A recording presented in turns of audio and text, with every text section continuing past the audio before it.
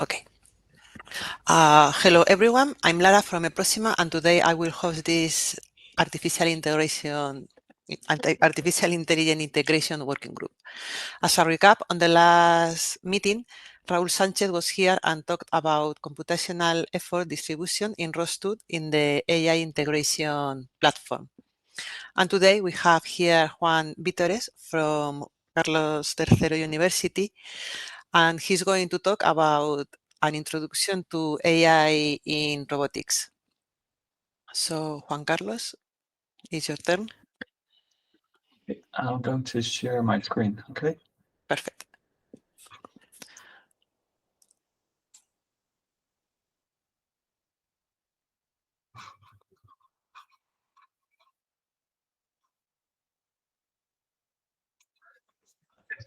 That's it. Okay, so hi, thanks. My name is Juan Gonzalez Victorez.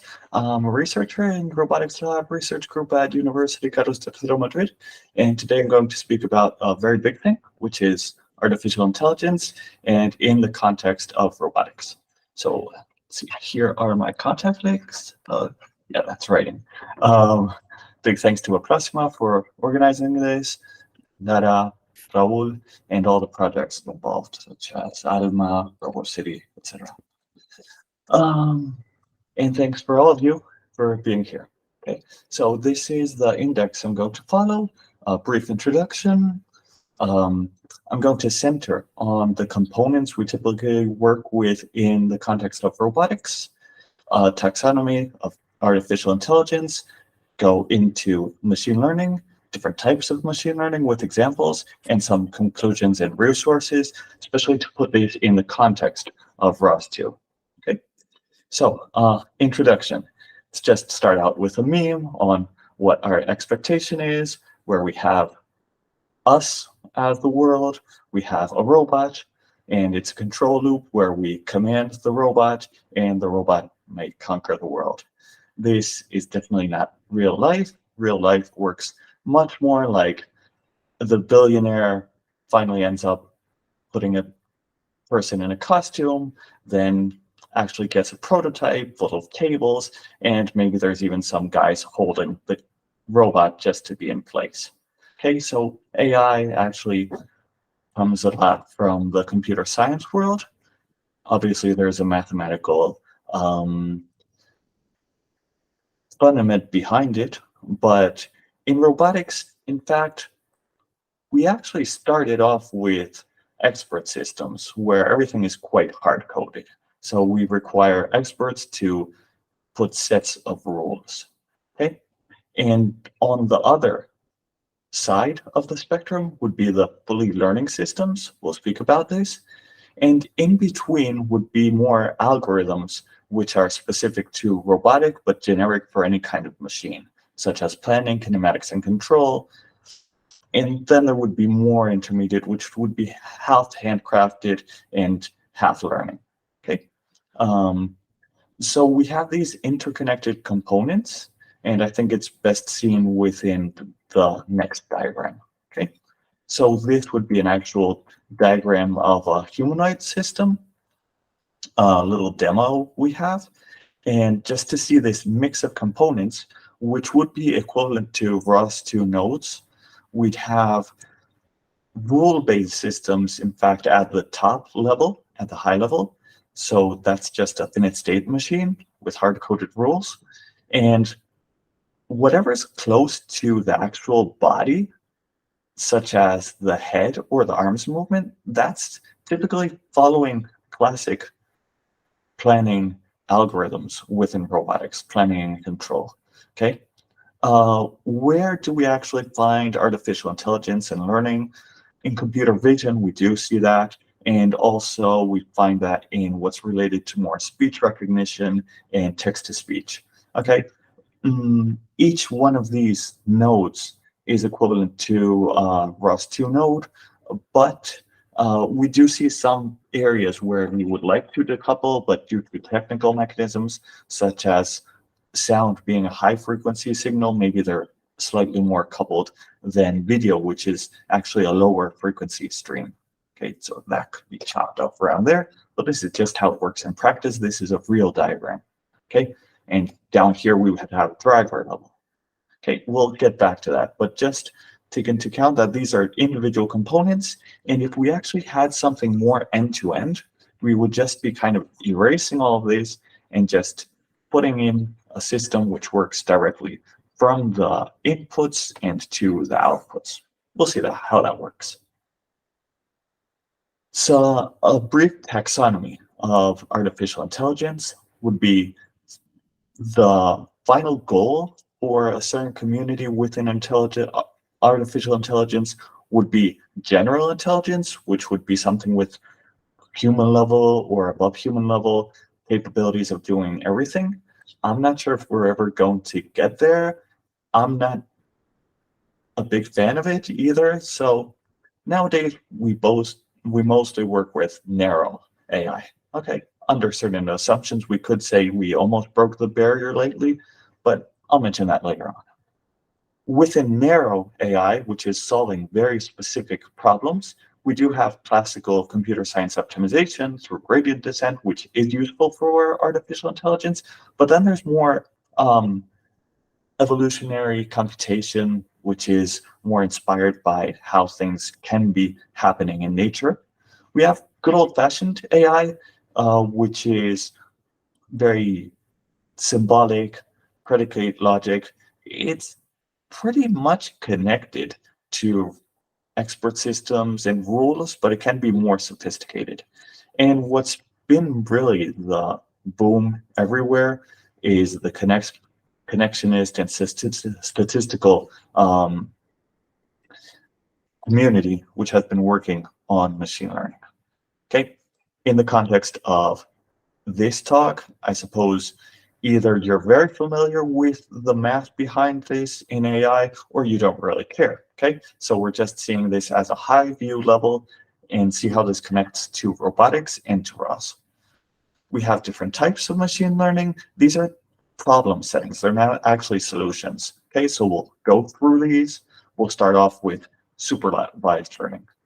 Okay, so the type of problem that supervised learning specifies is we have lots of data in the form of inputs and outputs, or pairs, or technically tuples, such as this. So we could have an image of a cat and a specification. This is a cat. An image of a dog. This is a dog. But we actually need lots of this data, okay, for this to actually work in modern systems. So we'd have different cats, all labeled as cats, different images as different categories, okay? And what we want to achieve is get that given a new input, for example, an image of a dog, the system can actually estimate what kind of image we are seeing. Okay, in this case, we would be looking for a dog.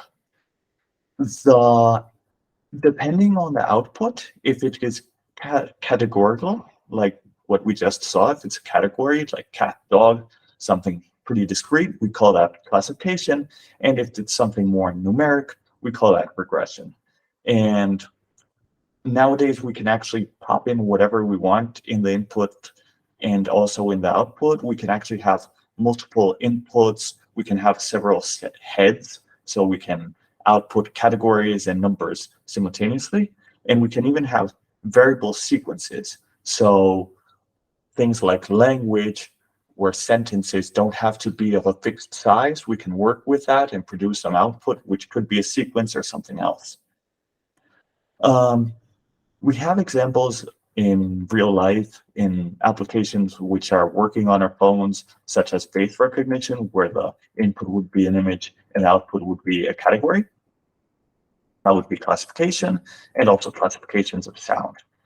So how would this work in regression, where the output is a numeric value, not just this discrete thing? Well, a house price calculator could output a value which is a number of a price. Okay, there's different techniques. Just a plain good old linear regression would serve for the most simple cases. So now we've seen categories and values as things that can work and are working in end consumer land, but what works in robotic land?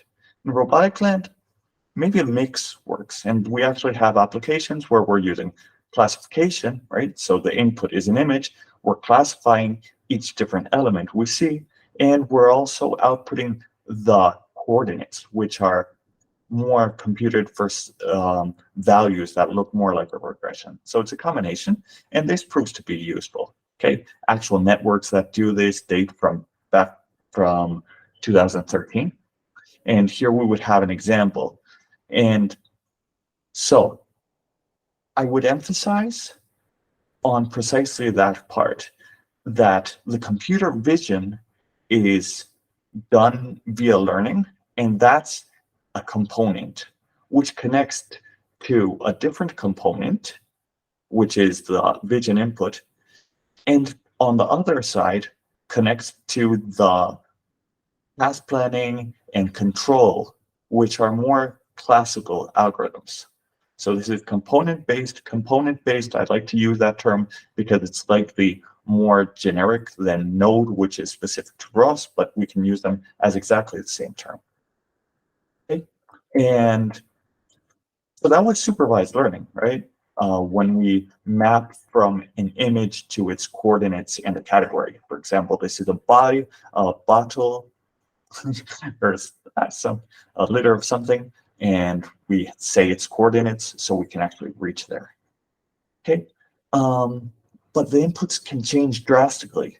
In this other case, we actually made a translator where the input is a sequence of tokens corresponding to natural language, which means somebody says something, and the output is a sequence of tokens which correspond to robot movements. So it's translating from natural language to humanoid robot sign language. This became pretty famous 2019, and we continued working on that. But I would also insist on the component-based nature, right? The input is some kind of text. Then we have the learning system, which actually, through the, in this case, neural network, encodes that into a Latin space and decodes it into a different sequence. But that sequence actually corresponds to a set of discrete movements of the arms, which are hard-coded. Okay, so there again, we have this classical robotics in the loop of planning and control, which can live happily with the AI. There's different techniques to achieve this supervised learning. In the case of classification, you can do it with neural networks, which the old version, it dates from the 50s, but newer versions, actually, when this exploded, it happened in around 2012, just by using GPUs and simplifying the activation function. You can use old things. You can use old things but useful. Decision trees are pretty old, but they're good because they're more explainable. You can understand better what they're doing. And there's a whole bunch of other techniques. I would emphasize on algebraic machine learning because it tries to get the best of something explainable like decision trees, but also get something powerful, at least as powerful as neural networks. Okay, for regression, getting the values, you basically can use the same techniques. There's versions of neural networks which can achieve regression, versions of deep learning which can too, and versions of the AML which can also do it. Here's an explanation I'm going to kind of skip through, okay? But the basics is how we actually do this with, for example, neural networks, is this input, even though it looks like an image, it can be interpreted as numbers. When we just look at the pixel values, okay? So this is technically called a matrix, but it's just a group of numbers. And when we're working with neural networks, a very basic mechanism would be to try to discover by which matrix I have to multiply to get what I want. And what do I want to get? Well, typically we use something called one-hot encoding, which some people even call the dummy encoding because it's very basic. And we tried to force, in this case, we would put cat as 1, and we would try to actually force these values. Technically, it has something a bit more complicated called the activation function, but the main thing is we just move around these values until we find something that works across all of our examples. So that's what training looks like internally. Okay, technically, the name of the algorithm used nowadays is backpropagation, but you can use other methods. And the most important thing is that nowadays, what you do is just call a function called train on your model. And this level of abstraction is very nice to be able to switch between neural networks or whatever algebraic machine learning or whatever you're going to be using. Okay, once the network or whatever mechanism you are using is trained, typically you have the values you want, you don't change them, and then you get a novel input, you treat it again as a matrix, just a set of numbers which represent the values, and this could be anything. That's why this could be anything. It can be an image, it can be a sound or whatever. And you just perform basically the operation you were already doing, but just once with already trained weights. And nowadays, with libraries that do everything for you, it would just be saying model.predict. And it gives you some values. The nice thing about this in the realm of neural networks, for example, is you can actually do a probabilistic interpretation. So you see, okay, the maximal value is a dog, and you can even say, okay, that's like I have a 60% confidence that that's a dog. Okay, with deep learning, it's the same, but there's just many more matrices.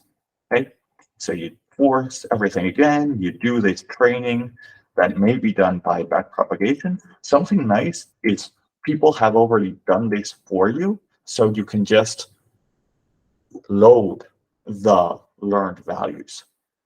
And you can even do a mix. You can load the pre-trained values and then train more, and that's called transfer learning because you're using learning that already happened before and you further train it for your specific case. Maybe because you want a specific animal that hasn't been used in the training database. Okay, and it tends to work better if you train from scratch. The prediction works exactly the same. You input something novel, you treat it as just a set of numbers, you call your predict function, which would be, in fact, backward propagation, this would be forward propagation, and you get the values and say, okay, it's 90% confidence that that's a dog. Okay, we saw the examples. Let's move on to unsupervised learning. In this case, we just have lots of data of the same type. Okay, so we would have images, okay, or we could have sounds. And there's a whole bunch of subtypes of problems within this problem. A very typical one would be clustering, okay, which would be just finding groups of this. A good clustering algorithm would find, hey, I made this separation. And us as humans can interpret that it separated cats from dogs from bats, but typically the algorithm doesn't even know what it's doing. It's just grouping things that look alike. That would be clustering. We don't use it too much in robotics, okay? At least for things I've done. Dimensionality reduction is pretty useful, especially if you're going to use as an intermediate step before using something like decision trees.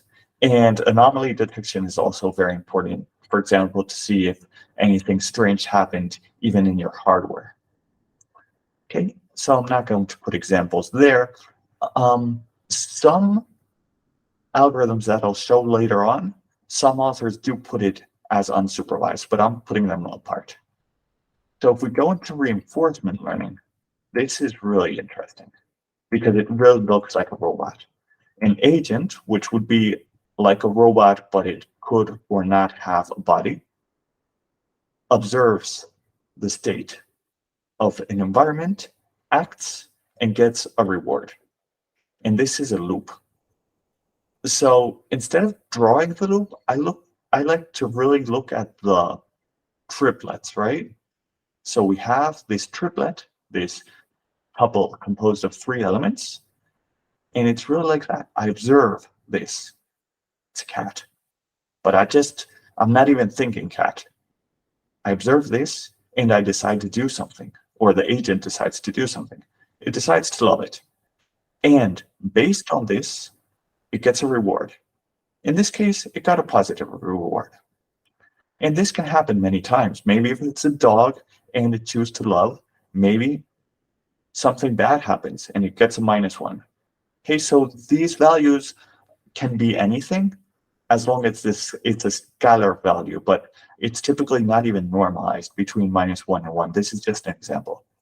So we could get some more love from a cat, more love from a cat. Maybe from a bat, fleeing is a good option, and that also gets a positive reward. And maybe history repeats itself. I still try to love a dog, and I still get a bad reward. So based on this information is how the agent has to try to act. So that's what we want to achieve, or what this type of problem tries to achieve. Given a new state, for example, a dog, decide an action. That would be the output of the algorithm. And in this case, since loving the dog turned out to be pretty bad, maybe this time it decides to flee, right? And in this case, maybe this actually gets a reward which is positive because it was a good action. Okay, so where does this appear in robotics? It appears everywhere. Okay, so the agent would be the robot. It observes the state of the world. It chooses one action which could get to a new state and a reward, or a different action. So this is decision making. Okay. Technically, we would be looking for a policy. That's the little symbol for the policy to maximize the reward. And the assumption, it does work with a whole bunch of assumptions, such as the Markov assumption. States are independent and represent everything. They return a reward, and there's different techniques. Okay, but just to put one example, here's a little thing where a little paper thing with Andrea and Bartek, where we applied the most basic mechanism, Q-learning, for achieving an active vision system this was pre-pandemic. We were actually looking for defects in protection suits for tropical sicknesses such as Ebola.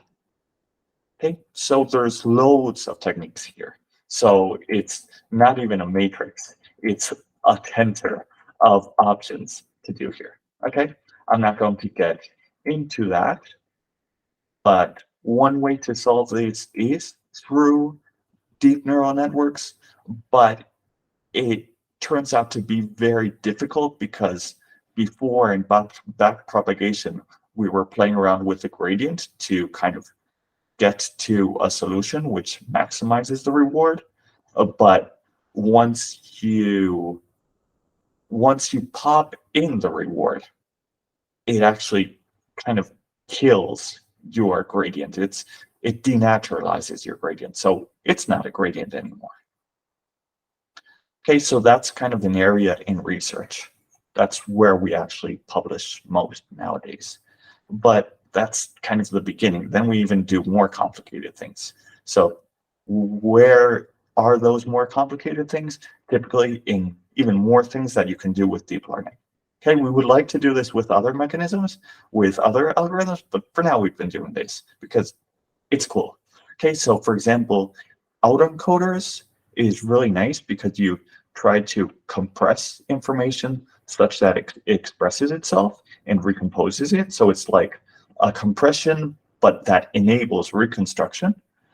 And in that intermediate space, you can actually do really cool math, such as take a woman, add a person with glasses, remove the person, and end up supposedly with a woman with glasses. Math like that in the Latin space. We actually did some things in robotics like this. The Latin space was the transformation between the command and the motor space. Okay, it was a pretty complex mechanism, underactivated mechanism, and we wanted to map those and see if we could find a correlation within the Latin space. Okay, I was with Jennifer and also with Bartek. Okay, there's other many beautiful things you can do, such as dial transfer. And here, the architecture of the neural network is pretty crazy. Everything acts as an input, even though you're modifying one of the inputs, such as if it was an output. But the most interesting thing is, it started off in graphics, and you had a content and a style, and you can apply the style to the content. So it would be something like that. So you get the original, but with this style. We decided a couple of years ago that this would be interesting in something completely different. We actually are publishing narrow policy style transfer, which means instead of doing this with images, we're doing this with actions. So you can take an action such as robot, serve me a cup of coffee. You could do things like do it as if you were sad. Serve me a cup of coffee with melancholy, okay? Or things like that, or do it happily. And we have that on a very relevant journal. And even more advanced, whenever you start to see lots of words, that means we're doing pretty advanced stuff.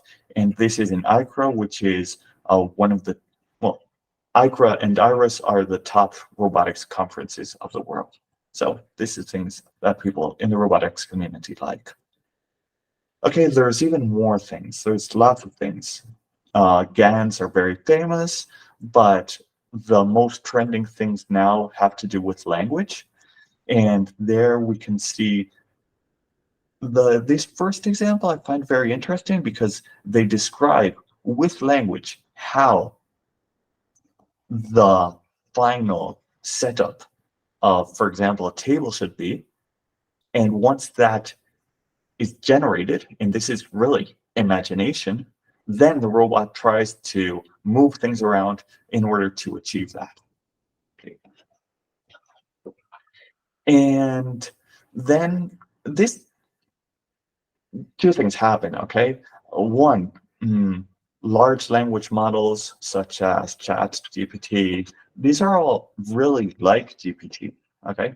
Even Clip is a lot like the family of GPT-3 and 4. So why are people working on this? First, because it's definitely trending, and second, because deep reinforcement learning, it does seem like it kind of stagnated somewhere between 2015 and 2018 was the big boom. So in robotics, we just, okay, let's try other things that are working correctly in other areas. So this would be something like reasoning, and this is done by Google, okay? Just my very opinionated thoughts on this. Where are we? I think that from lots of cognitive science, we can see that, and from the developmental perspective, we can see that humans begin with action. Everything is grounded in action. We don't know how to speak, but we can act. Language appears later on in life with things that are very tied to action, such as everything that's organic and movable. And abstract concepts, such as math, appear later on. In devices, robotics, machines, it seems like it goes the other way around, right? Calculators were kind of the first devices to perform sophisticated things. and it's just at the other side of the spectrum. So now we might be worried that devices have actually achieved human capacity, but if we actually look at how it goes, well, maybe we're not even here. We're not even halfway. And robotics actually needs action to actually be able to do something. Okay, how does this actually map to ROS2? Essentially, from what I said at the beginning, these nodes have to be connected in some manner. And this was a very simple example. In the RoboAsset project, we actually have a much more complex setup. Maybe this is 99%. There is a small connection with Unity, which is not fully ROS2. Okay, we use a TCP module around there. And okay, so that would be the connection. And my small conclusions and how we should actually connect it. We have this. So where do these generic nodes differentiate from what is more learning-based? When we have learning-based, we have weights, we have biases, or maybe we're not even that in that world, but in general, we have models. So how do we share the models and the parameters and the hyperparameters across systems? Especially in robot learning, how do we reduce latency? How do we avoid synchronization issues as if it were just a simple API call? Because of this, many practitioners in robot learning just live in Python world with API calls.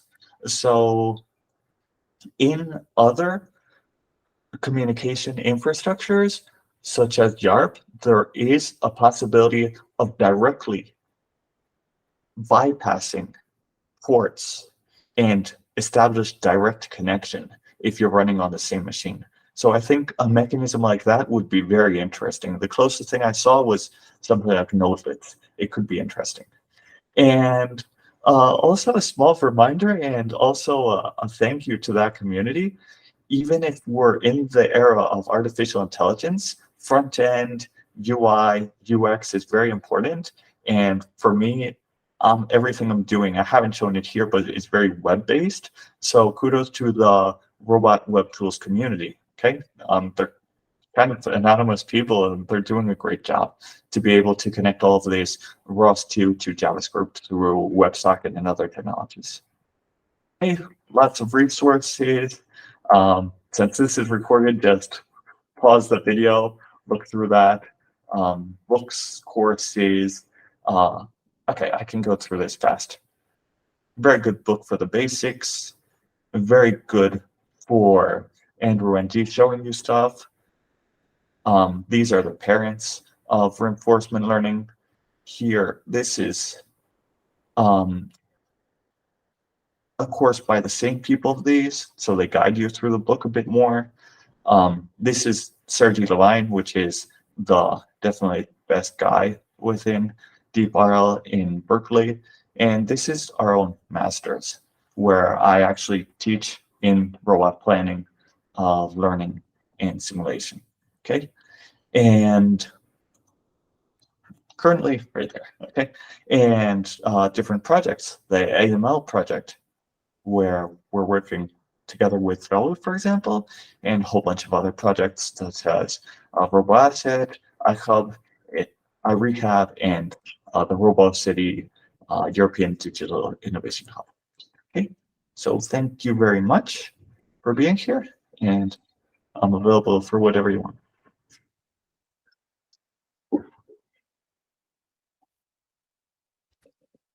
You have a question here. Can you see it on the chat message?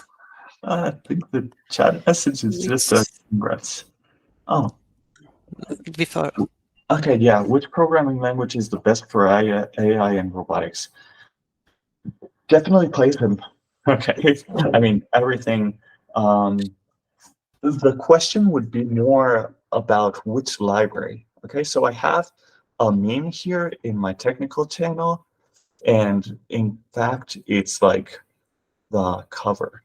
So this is from Andrzej Karpathy, which has been the top researcher from Tesla. And it says MATLAB is so 2012. Cafe is so 2000. It's kind of cut, okay? But I got it full here. Okay, MATLAB is so 2012. Cafe, which is a Python library, is so 2013. Dano is so 2014, which is Python again. Torch is so 2015, which is Python. TensorFlow is so 2016, which is Python again. And I'd say starting from 2017, ROS, which is again Python. In 2018, PyTorch, which is again Python.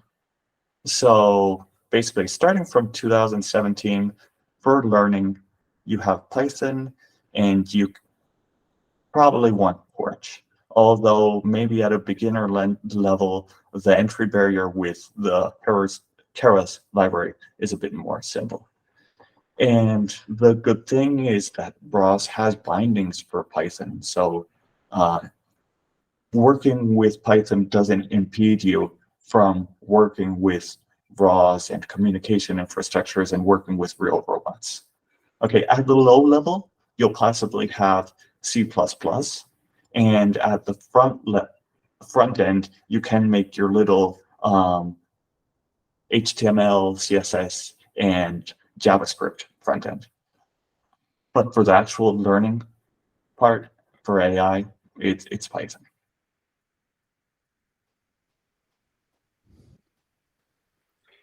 Yeah, and now that you mention it, have you ever worked with TensorFlow for C++ applications?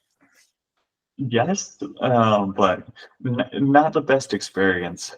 Okay, so for example, I was using TensorFlow, the C++, but TensorFlow is from Google. So when you're with Google to compile it, they were in the era of Bazel. So Bazel is a build system. Now they have incorporated a whole bunch more of CMake. I'm a big CMake fan. And so, I mean, I think maybe nowadays with CMake it would be more comfortable, but back in the day it wasn't too comfortable just because of the build system. Okay. I missed the talk, but I do want to see it. The one on TinyML, is that in C++ or C? TinyML, I think it's C. That I am interested because if you're going to be working with embedded systems, nowadays called edge computing, it seems like a really nice option.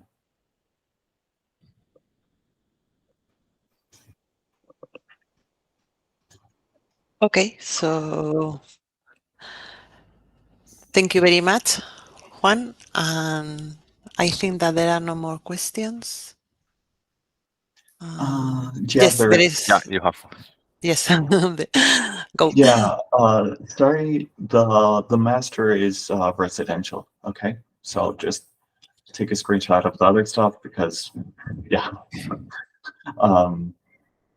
I mean, people have come from India, but I really don't know. Maybe you can write to me and I'll ask some people from India if they came through any specific scholarships. Okay. Okay, I'll type in my email here just for it to be simple.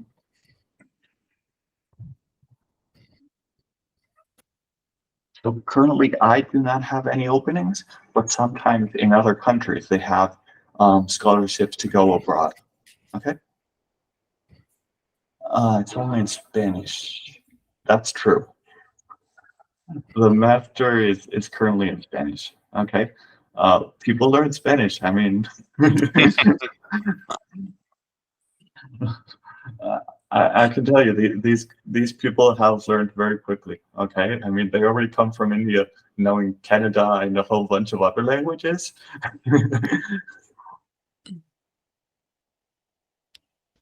Okay. Okay, so I think that's everything. So thank you very much, Okay, thank you Juan, for for your organizing. talk. Yes, it's very interesting.